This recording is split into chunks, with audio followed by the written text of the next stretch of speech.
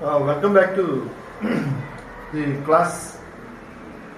So last class మనం ఈ 5th unit లో డైవర్సిటీ ఇన్ లైఫ్ లో 5th యూనిట్ లో రేర్ స్పీషీస్ అంటే ఏంటి, అలాగే ఎండేంజర్డ్ స్పీషీస్ అంటే ఏంటి చెప్పుకున్నాం. అలాగే వాటి యొక్క ఎగ్జాంపుల్స్ కూడా చెప్పుకున్నాం. నెక్స్ట్ దీంట్లో ఏంటంటే ఇప్పుడు ప్రజెంట్ టాపిక్ ఏంటంటే కన్జర్వేషన్ స్ట్రాటజీస్. ఇది ఎస్ఏ క్వశ్చన్కి మోస్ట్ ఇంపార్టెంట్. కంపల్సరీగా ఎగ్జామినేషన్లో పేపర్లో ఈ క్వశ్చన్ ఉంటుంది. కన్జర్వేషన్ స్ట్రాటజీస్ అంటే చెప్పాను ఆల్రెడీ, యానిమల్స్ ఏవైతే ఉన్నాయో అవి మ్యాక్సిమం ఎక్స్టింక్ట్ అయిపోతున్నాయి చాలా వరకు. కొన్నేమో రేర్ స్పీషీస్ అయిపోయినాయి, కొన్నేమో థ్రెటన్డ్ స్పీషీస్ అయిపోయినాయి, కొన్ని ఎండేంజర్డ్ స్పీషీస్ అయిపోయినాయి. ఇలాగా డిఫరెంట్ యానిమల్స్ కింద అవన్నీ డిఫరెంట్ కేటగిరీస్ కింద వాటిని డివైడ్ చేస్తారు. సో ఇప్పుడు ఏంటంటే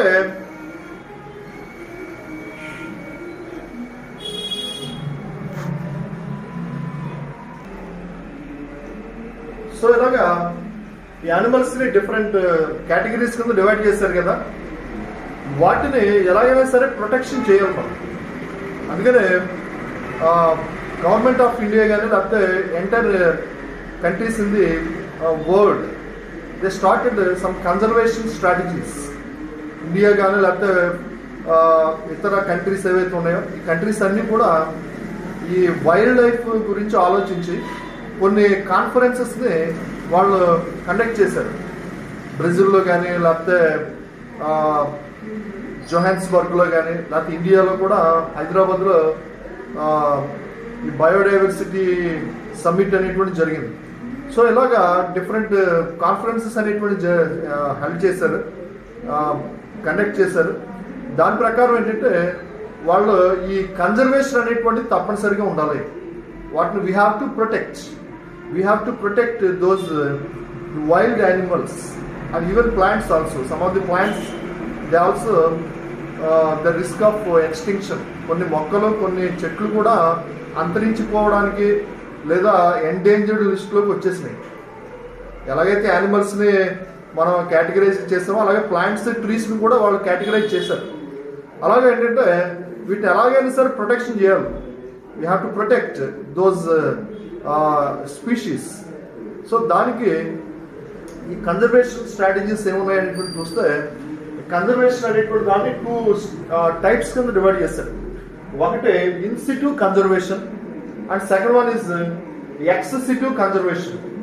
ఇన్సిట్యూ కన్జర్వేషన్ అంటే ఏంటి, ఎక్స్-సిట్యూ కన్జర్వేషన్ అంటే ఏంటి? In situ conservation means the conservation of the biodiversity, conservation of the animals or plants in their native places. అంటే యానిమల్స్ ప్లాంట్స్ అవి ఎక్కడైతే ఉన్నాయో అక్కడే వాటికి ప్రొటెక్షన్ ఇవ్వడం అనేది దాన్ని ఇన్సిట్యూ కన్జర్వేషన్ అని చెప్పి పిలుస్తూ ఉంటారు. Where the animals plants where they are living they have to be conserved. అవి ఎక్కడైతే ఉన్నాయో అక్కడే వాటికి ప్రొటెక్షన్ ఇవ్వడం అనేటువంటి దాన్ని ఈ ఇన్సిట్యూ కన్జర్వేషన్ అని చెప్పి పిలుస్తూ ఉంటారు. ఇన్సిట్యూ కన్జర్వేషన్ అనేటువంటిది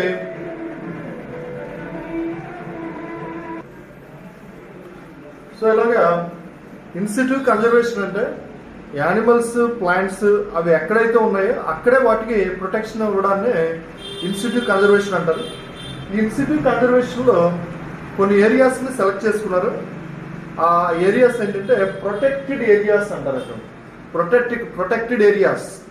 ఆ ప్రొటెక్టెడ్ ఏరియాస్లో యానిమల్స్ ప్లాంట్స్ ఏవైతే ఉన్నాయో వాటిని చాలా జాగ్రత్తగా ప్రొటెక్షన్ చేసి వాటిని ఎక్స్టింక్ట్ అవ్వకుండా కొన్ని రకాలైనటువంటి జాగ్రత్తలు తీసుకుంటూ ఉంటారు. అటువంటి ప్రొటెక్టెడ్ ఏరియాస్ని 3 టైప్స్ కింద 4 టైప్స్ కింద డివైడ్ చేశారు.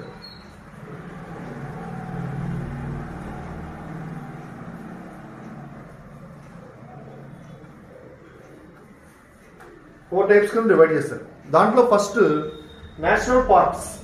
నేషనల్ పార్క్స్ అంటే these are the natural habitats like deep forest area and where the animals are strictly protected. National park అంటే అది ఒక డీప్ ఫారెస్ట్ ఏరియా, చాలా పెద్ద forest area and having significant number of plants and animals, చాలా ఎక్కువ plants, చాలా ఎక్కువ animals, ముఖ్యంగా రేర్ ఎండేంజర్డ్ యానిమల్స్ ఏవైతే ఉంటాయో అవన్నీ కూడా ప్లాంట్స్, ఇవన్నీ కూడా ఈ నేషనల్ పార్క్లో ఉంటాయి. పేరుకే నేషనల్ పార్క్, కానీ ఇదేంటంటే thick forest area.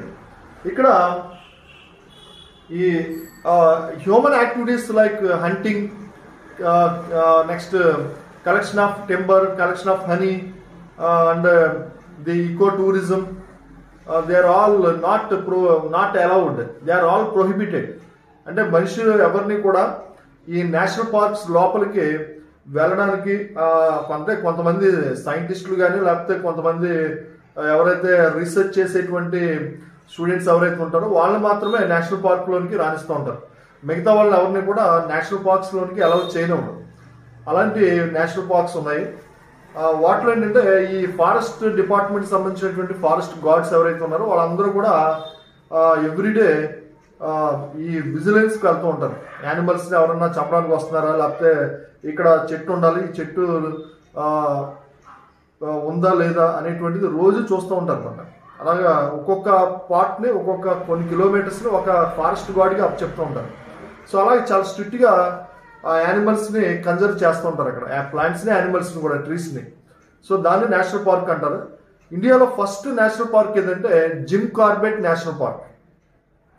Jim Corbett national park was the first national park in India. ఉత్తరాఖండ్లో ఉంది.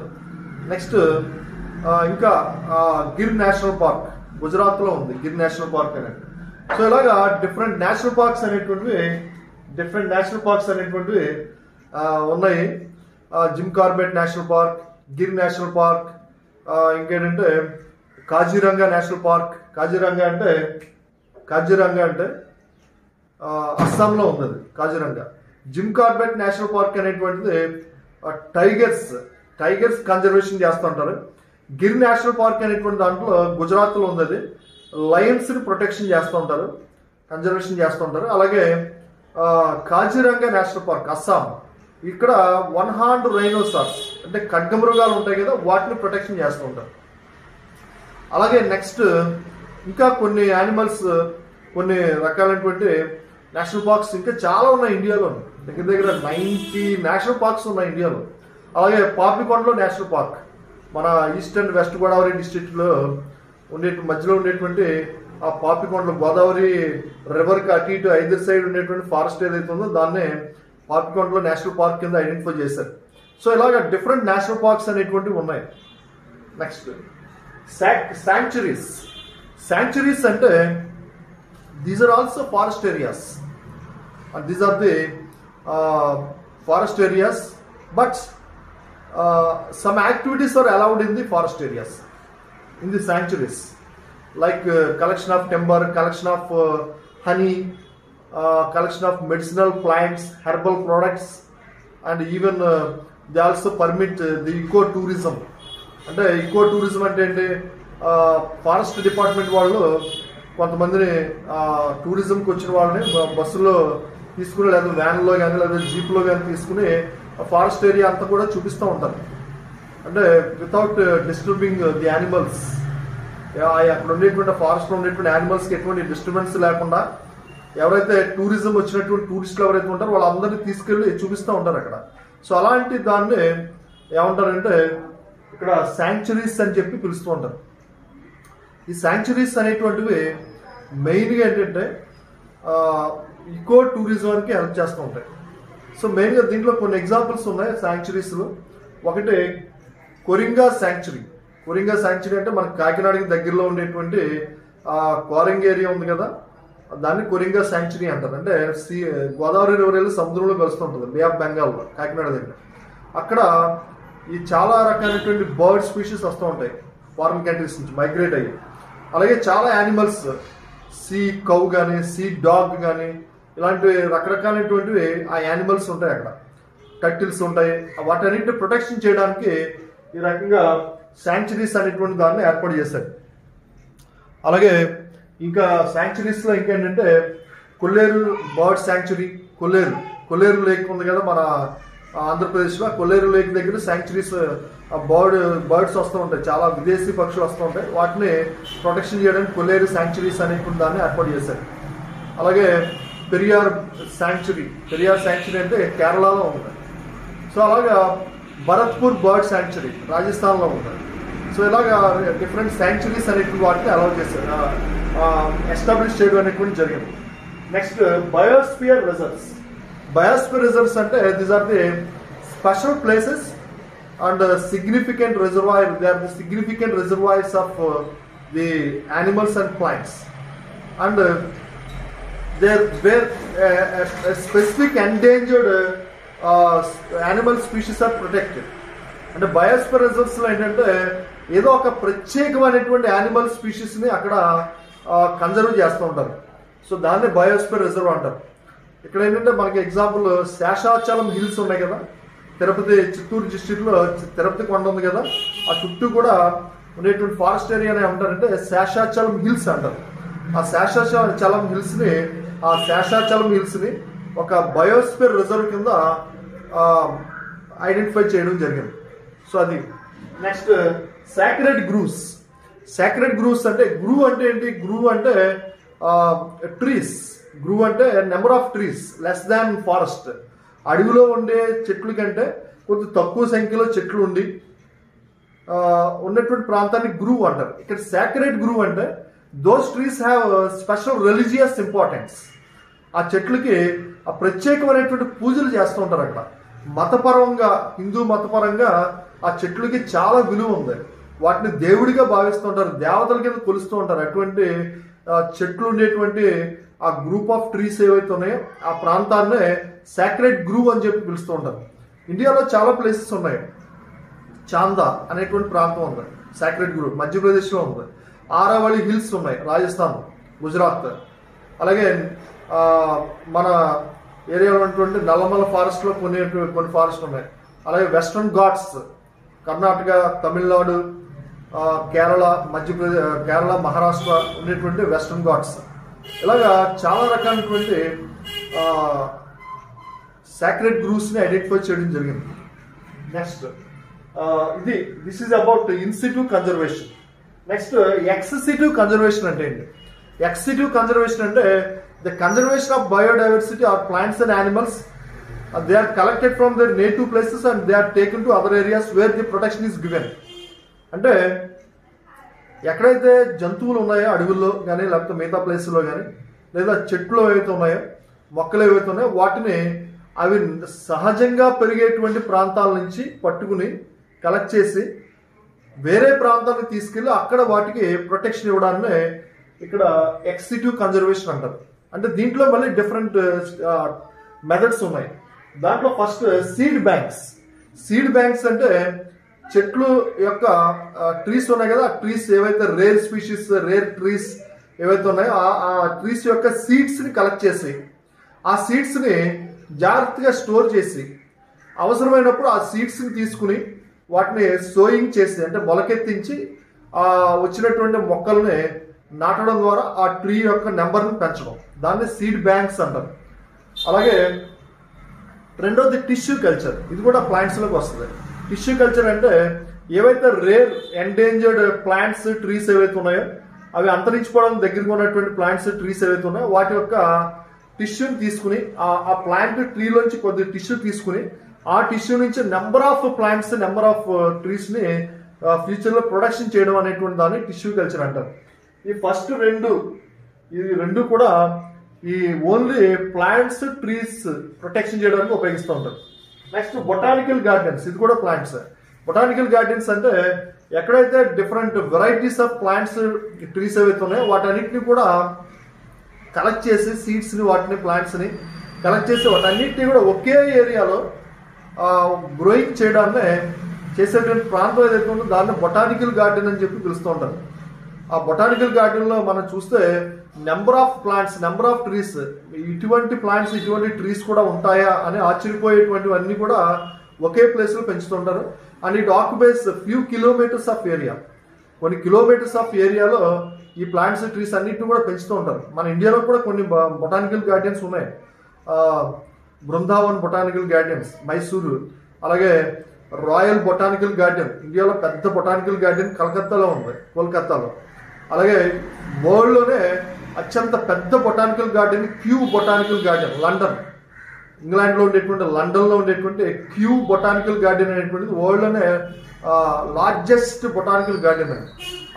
ఒక్క క్యూ బొటానికల్ గార్డెన్ని విజిట్ చేసి మొత్తం అంతా తిరగాలంటే దగ్గర దగ్గర 1 వీక్ టైం పడుతుంది. అంత పెద్ద బొటానికల్ గార్డెన్ అది. కారులో వెళ్ళినా సరే 1 వీక్ టైం పడుతుంది. అంత పెద్ద బొటానికల్ గార్డెన్స్ ఉన్నాయి. Next zoological parks. Zoological parks అంటే ఏంటి? ఫారెస్ట్లో కానీ లేకపోతే మిగతా ప్లేస్లో దొరికినటువంటి యానిమల్స్ని కలెక్ట్ చేసి తీసుకొచ్చి ఒక ప్లేస్లో పెట్టి వాటిని ప్రొటెక్షన్ చేస్తూ ఉంటారు. వాటికి కావాల్సిన ఫుడ్, షెల్టర్ అన్ని కూడా ఇస్తూ ఉంటారు.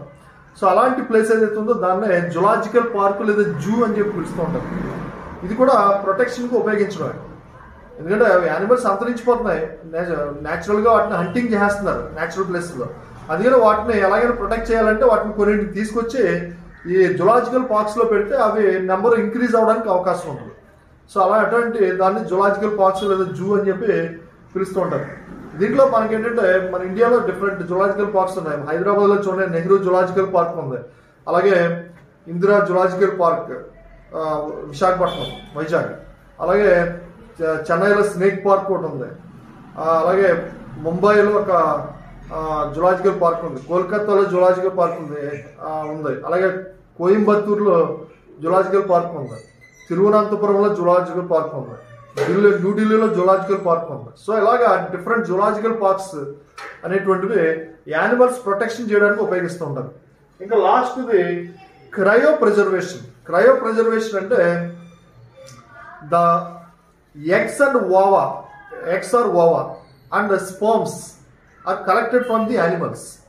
ఏవైతే యానిమల్స్ అంతరించిపోవడానికి దగ్గరగా ఉన్నాయో, రేర్ కానీ ఎండేంజర్డ్ కానీ, ఆ యానిమల్స్ బ్రతికుండగానే వాటి నుంచి ఎగ్స్ అలాగే స్పర్మ్స్, ఫీమేల్ యానిమల్స్ నుంచి ఎగ్స్, మేల్ యానిమల్స్ నుంచి స్పర్మ్స్ కలెక్ట్ చేసి and they are stored at -196 degrees centigrade by using some chemicals. Liquid nitrogen, మెయిన్గా కెమికల్ ఏంటంటే లిక్విడ్ నైట్రోజన్. ఆ ఎగ్స్ స్పర్మ్స్ని వేరువేరుగా బాటిల్స్లో పెట్టి వేరువేరుగా మళ్ళీ కలిపేసాం అనుకోండి, రెండే ఫెర్టిలైజేషన్ అయిపోతాయి. అందుకని వేరువేరుగా ఎగ్స్ అన్నింటినీ వేరే బాటిల్, స్పర్మ్స్ అన్నింటినీ వేరే బాటిల్ పెట్టి -196 degrees centigrade దగ్గర వాటిని ప్రిజర్వ్ చేసి కావలసినప్పుడు ఆ ఎగ్స్ లేదా స్పర్మ్స్ని యూజ్ చేసుకునేటట్టు ఏర్పాటు చేయబడినటువంటి మెథడ్ ఏదైతే ఉంటుందో దాన్నే క్రయో ప్రిజర్వేషన్ అని చెప్పి పిలుస్తూ ఉంటాం. సో ఇలాగా డిఫరెంట్ మెథడ్స్ అనేటువంటివి, కన్జర్వేషన్ స్ట్రాటజీస్ అనేటువంటివి ఉన్నాయి దీంట్లో. సో ఇదంతా కూడా దేనికంటే యానిమల్స్ లేదా ప్లాంట్స్ యొక్క స్పీషీస్ని ఎక్స్టింక్ట్ అవ్వకుండా వాటిని కాపాడడానికి ఏర్పాటు చేసినటువంటి కొన్ని మెథడ్స్ ఇవన్నీ కూడా. సో ఇది టాపిక్. సో దీంతో మనకి ఎంటైర్ సిలబస్ 100% కంప్లీట్ చేశాను నేను.